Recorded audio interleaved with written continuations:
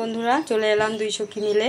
এই যে দুপুরি যাবে আমার সখী, দুই স্বামী স্ত্রী রেডি হয়ে বের হয়ে গেছে। এই যে ময়নাগুড়ির রোডে ফ্লাইওভার, এখানে ওরা উঠলো, উঠে গাড়ির জন্য দাঁড়িয়ে আছে। তারপরে গাড়িতে দুপুরিতে যাবে ওনার বোন লিপিকে আনতে। তারপর গাড়ির জন্য দাঁড়িয়ে থেকে গাড়ি পেলো, গাড়ি পেলে গাড়িতে উঠে দুপুরিতে নামলো। দুপুরিতে নেমে দেখে মন্দির আছে। চলো সখী বললো যে ঘুরতে যাবে মন্দিরের ভিতরে। সকালেই ফ্রেশ হয়ে এসে গেছে, স্নান টান করে টোরে তারপর মন্দিরে ঢুকলো।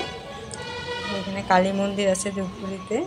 এই ধূপগুড়ি কালী মন্দির খুব জাগ্রত, মনের ইচ্ছে পূর্ণ হয়, যা মানত করবে মনের ইচ্ছে পূর্ণ হয়, খুব জাগ্রত। এখানে পূজা করছিল সবাই, পুরোহিতরা। এখানে প্রণাম করলাম। মন্দিরের মতো শান্তি কি আর কোথাও আছে? মন্দির দেখলেই কেন যেন ঢুকতে ইচ্ছে করে, মন্দিরে যেতে খুব ভালো লাগে। চারপাশটা ঘুরলাম। এটা কি দেখো নাম বুঝতে পারলাম না, দেখলাম। এই যে এখানে শিব পার্বতী আরামসে বসে আছেন দুজনে, আরামসে ওনারা দুজনে বসে আছেন, তাদেরকে দেখলাম, প্রণাম করলাম। মন্দিরে যেতে খুব ভালো লাগে, যে মন্দিরে যায় সেই বুঝে কত শান্তি মন্দিরে। তারপরে লিপিকে নিয়ে আমরা, লিপি বোন হয়, লিপিকে নিয়ে আমরা বাড়িতে চলে এলাম।